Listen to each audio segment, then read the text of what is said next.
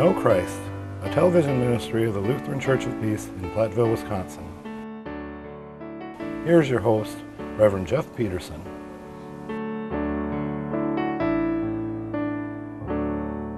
Well, today we're going to be studying one of Israel's great kings, and his name is King Hezekiah. And so when I mention Israel, we oftentimes think about Israel as being, the land today that is called Israel. But it's where God's people dwell. It's the land of Canaan, the land where that God had promised to Abraham and Sarah, and then to Isaac and Jacob, and then to the tribes of Israel. And as they were in Egypt, God freed them from slavery in Egypt. And then they spent 40 years in the wilderness as God is preparing them to enter into the promised land, the land of Canaan, the land that was just on the west side of the Jordan River. And so I oftentimes just refer to it as being Israel, but really it was a divided kingdom. After King Solomon, the kingdom divided, it split. The northern kingdom, or the northern 10 tribes, became the kingdom of Israel, and then the southern tribe of Judah then became, just that, Judah. And so as we study through, for instance, 2 Kings and through Chronicles, that we hear about the kings. We hear about the kings of the north, and we hear about the kings of the south. And so when we think about King Hezekiah, that we think about the kings of the south, that he was one of the kings of the south, that he was a descendant and part of the promise that God had given to David, who was king of all of Israel at that time. But then it was through the southern kingdom of Judah that kingly line continued. And so here we have King Hezekiah, who is part of that line. Now, so oftentimes when I speak, and as I talk about the kings of Israel, that the greatest one was David. He is the one who originally was called by God through the prophet Samuel. He was one of Jesse's sons. And it is to this king that God gave the promise that his kingship will have no end, and that God will always protect and will guide, and that they are always to be faithful to him. But the promises were given to King David and then along his line. But I oftentimes say that the greatest king in the history of God's people, and here again I say Israel, but that would then now in this divided kingdom include Israel and also Judah, that I'd say it's King David. That King David, he's really the model. He's the template that all kings are now to follow. And matter of fact, all kings are compared to David. As we read in the writers of Kings and Chronicles, that they always mention that this king either followed in the ways of David or did not follow in the ways of David. And what made David so great is that he worshiped the Lord his God. That the whole nation was a godly nation, where they worshiped the Lord thy God. They would follow in the principles that God had given to them, as far as the laws of God and the plans of God. And so God was able to lead this nation. It was pretty easy for them because they were willing. They were so desiring and so faithful as a nation, just to follow in the ways that God wants for them. And that's the thing about a people, a nation. If they're just willing to follow the Lord. But as we hear about the history of the kings, to the north, especially to the north, the northern kingdom, but then also some of the kings in the southern kingdom, is that they gave up their worship of God. They began to worship false gods, and they followed in the ways of other cultures that influenced them. And so when I say that David was the greatest king, that some will argue. They'll say, no, David wasn't the greatest king, but rather Hezekiah was the greatest king. That oftentimes he's known in their history as being the greatest king. And so I'd like to just say, well, so oftentimes we think about Mount Rushmore. You got the 4 presidents' heads on Mount Rushmore, and they are, arguably considered to be the greatest presidents in the history of our country. And some would argue probably that, this president's head should be up there along with these others, or maybe this one should replace one of them. And so if you were to have the Mount Rushmore of the kings of Israel and Judah, that maybe we would have up there King David, King Solomon, King Hezekiah, and King Josiah. Now here again, some may argue to say, well, maybe Jeff, you got a good list there, but maybe we would take this one out and maybe put King Asa in instead. Not to say that there weren't a few other good kings that maybe we could make the case. And maybe we would take Solomon out of there after all, because at the end of his life, he kind of fell apart. But today we are focusing on King Hezekiah. And so I'm going to read from 2 Chronicles chapter 29, verse 1. Hezekiah was 25 years old when he became king and reigned in Jerusalem 29 years. His mother's name was Abiah, daughter of Zechariah. Then I'll read verse 2. He did what was right in the eyes of the Lord, just as his father David had done. Okay, so he's 25 years old. That actually is a pretty mature age when he became king, because after all, we hear some kings that became kings when they were children or teenagers. But he reigned for 29 years, and I'd say that he was just a solid king, a solid leader. And being that you had a monarchy, basically, as the king goes, so goes the country. So if you have a good king, then that king is going to lead the country in a good way, and then the country or the nation will reflect the king. But if you have a bad king, then the nation reflects that as well. But did you notice that he was compared to who? King David. Oftentimes referred to as being his father David. And so what Hezekiah, so I'd say, he's a good king. And so what are some of the reasons why he was a good king? Well, as we read verses 3 through 5, in the first month of the first year of his reign, he opened the doors of the temple of the Lord and repaired them. He brought in the priests and the Levites, assembled them in the square on the east side, and said, "Listen to me, Levites. Consecrate yourselves now, and consecrate the temple of the Lord, the God of your fathers. Remove all defilement from the sanctuary." And so King Hezekiah knew where life stems from. He knows that if we're going to have a healthy nation, where do we draw life from? What is going to be the center? What's going to be the epicenter of our nation? That life centers here and it radiates from here. And so King Hezekiah says that place starts at the temple. So if you look at reform, how do we begin to reform a nation? Well, where are we going to draw life? What is at the center of our nation? What's going to be the wellspring of that life?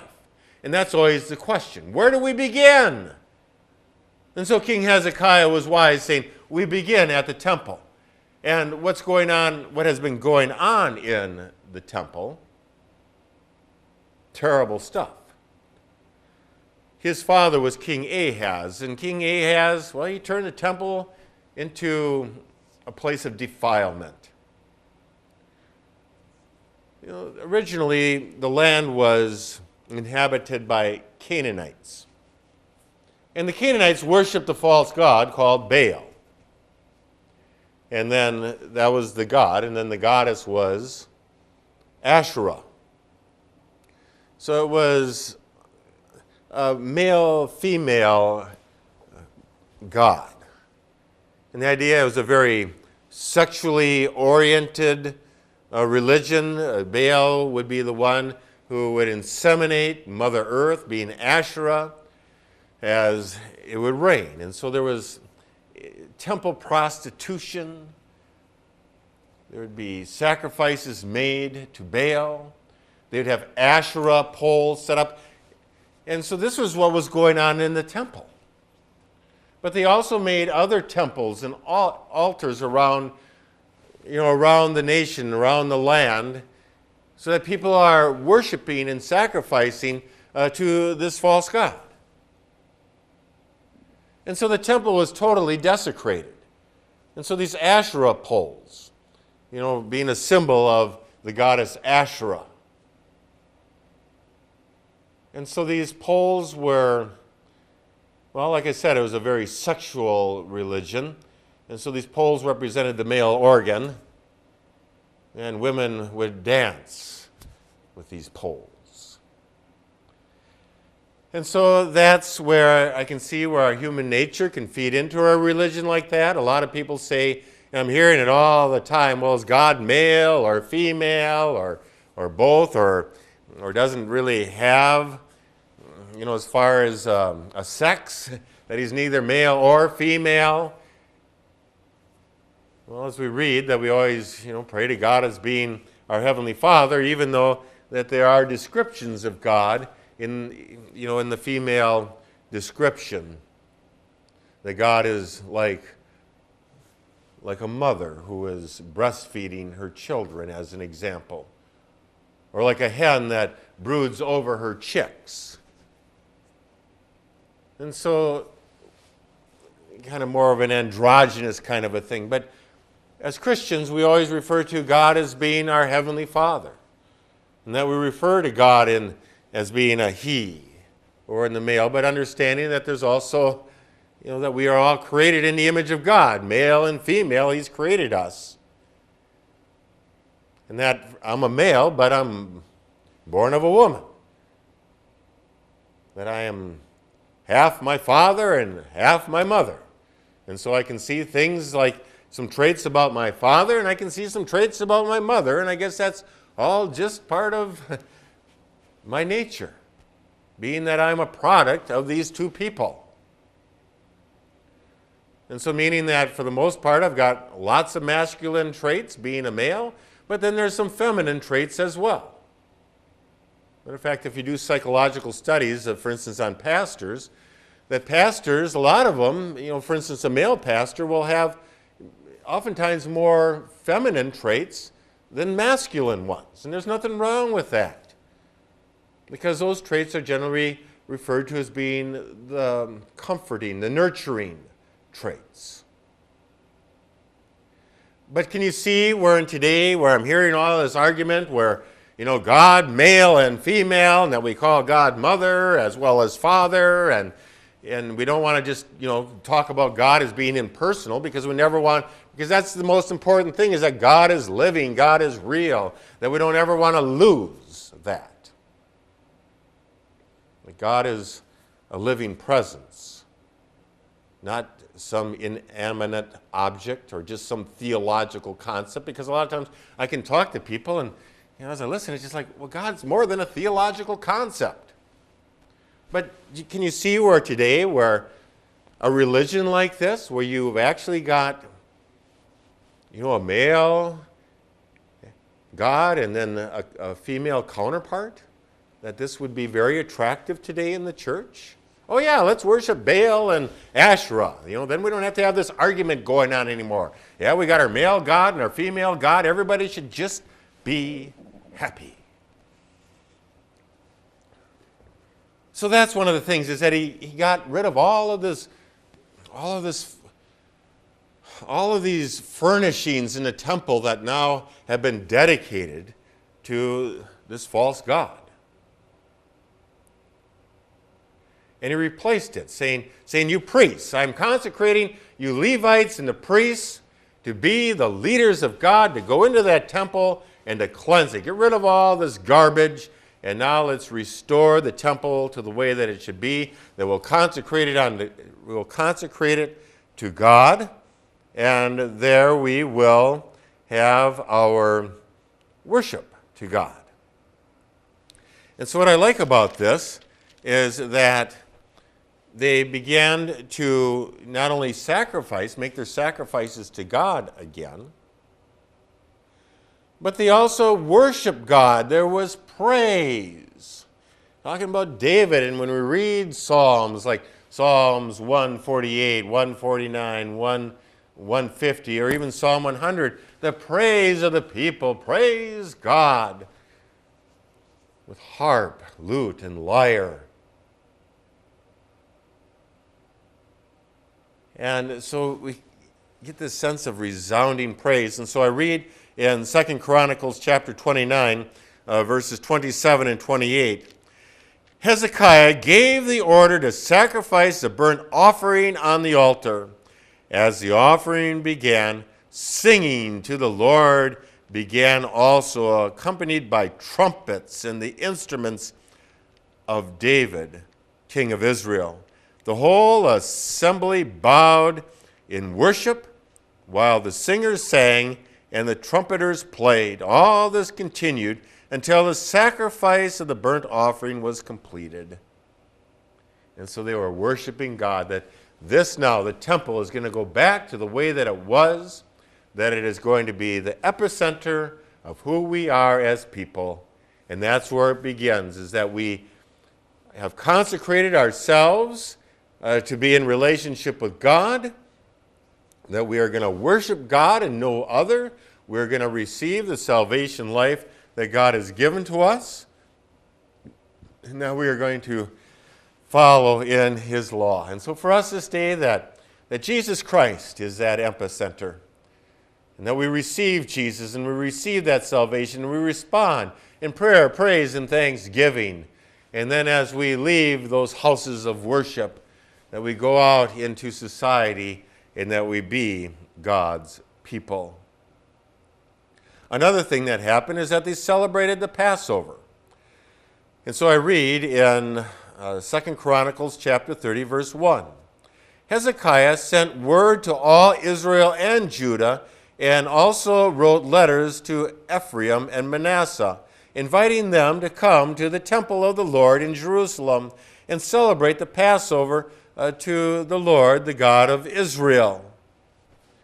And so the Passover, that was something that they were to celebrate annually. It was they had three major festivals, but I'd say that Passover was the greatest one, and it was something that they celebrated annually, and that they remembered. They remembered their time when they were slaves in Egypt and how God freed them from that. And the 10th plague was the angel of death, and how the people were to sacrifice a lamb and put the blood of the lamb on the doorposts. And so when the angel of death passed over, that it would pass over the people of the Hebrews or the Israelite homes. And then it was after this that they went via the Red Sea. They went through the Red Sea, and then they spent that 40 years in the Promised Land, and then in the wilderness, and then they entered into the Promised Land. But they were never to forget God's saving act. I mean, that's the greatest saving act in the Old Testament, that they were never to forget that. And so annually they would celebrate this by having a Passover meal. But obviously this is something that they hadn't been celebrating in a long time. But what I find to be so strong about Hezekiah is that he not only wants the people of Judah, but he also wants the people of Israel to come. If you remember, when the two kingdoms split, that King Jeroboam, that he put an altar to Baal on the northern boundary, which was the city of Dan, and also the southern city, which was the southern boundary, and that was the city of Bethel. Because he didn't want people going down to Jerusalem making their sacrifices. But now Hezekiah, it's like he's making an attempt to try to unite all the people together. to say, hey, let's all, not just Judah, but also Israel, let's all gather together for this festival, this feast, to remember the Passover. And let's be faithful people of God.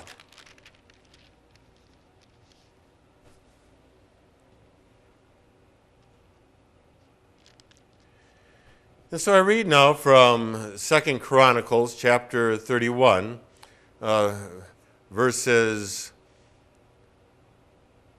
1. When all this had ended, the Israelites who were there went out to the towns of Judah, smashed the sacred stones, and cut down the Asherah poles. They destroyed the high places and the altars throughout Judah and Benjamin, and in Ephraim and Manasseh. After they had destroyed all of them, the Israelites returned to their own towns and to their own property. So in other words, not only was Hezekiah, but he got all people to join in this effort of ridding the land of this false worship, this immoral lifestyle, and to dedicate the land, to reconsecrate the land, and to rededicate their lives to the Lord. And there they brought their offerings, their sacrifices to the Lord.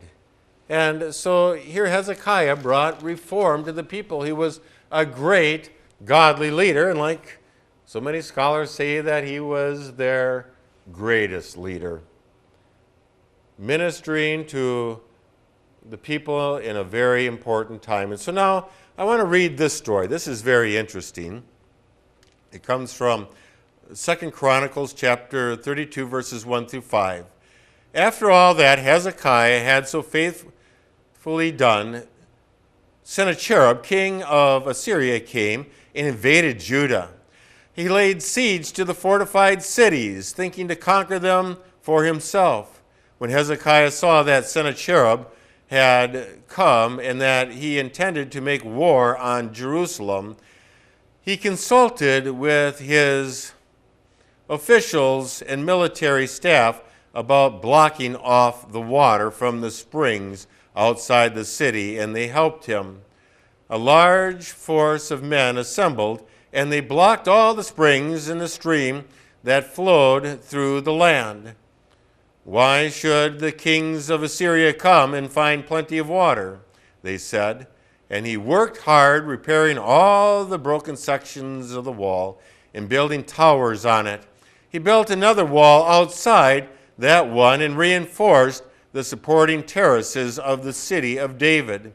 He also made large numbers of weapons and shields.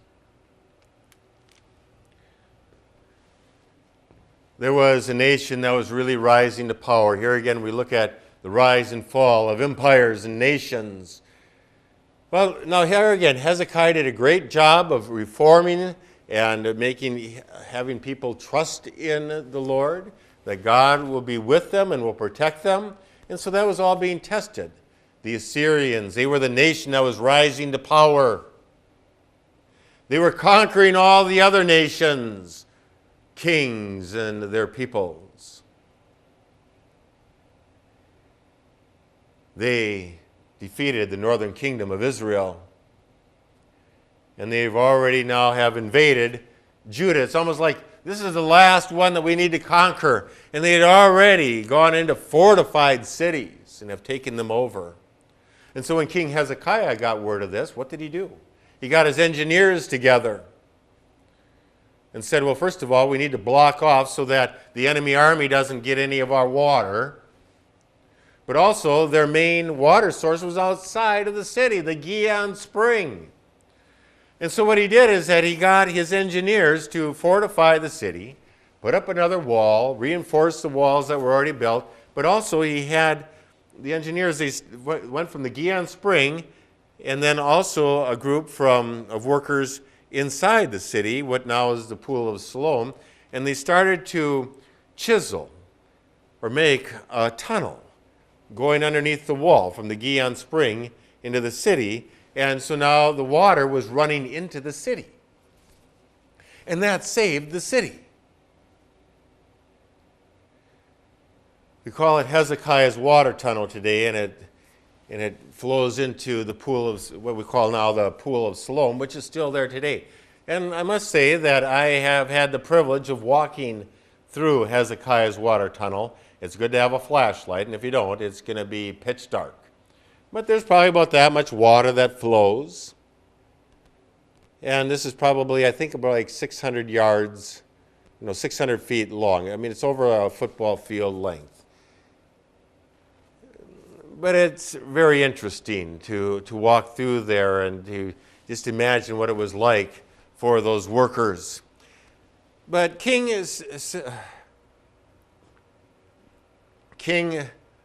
Sennacherib, he was, first of all, sending a letter saying, well, I've defeated all of these other nations with their gods and their kings. And so Israel, or Judah, how do you think that you are going to be able to withstand my onslaught here?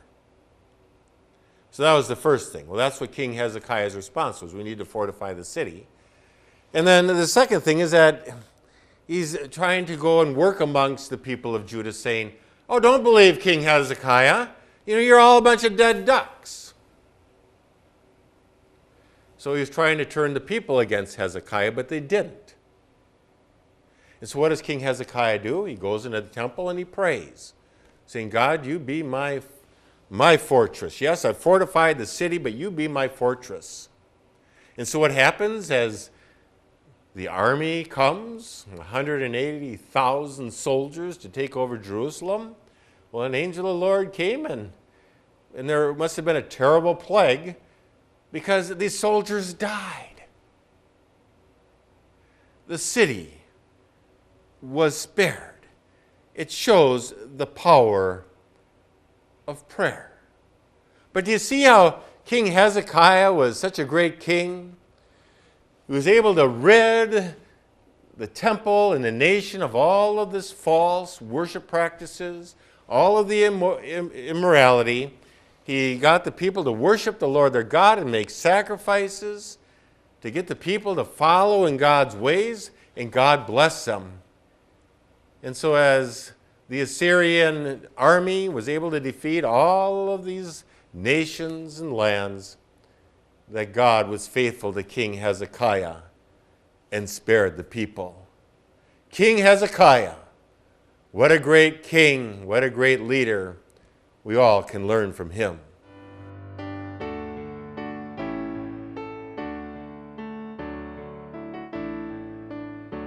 You have been watching To Know Christ with Reverend Jeff Pedersen, pastor of the Lutheran Church of Peace in Platteville, Wisconsin.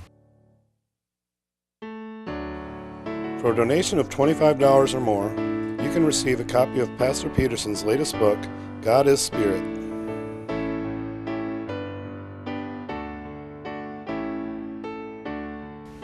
Thank you for watching, and tune in again next week for To Know Christ.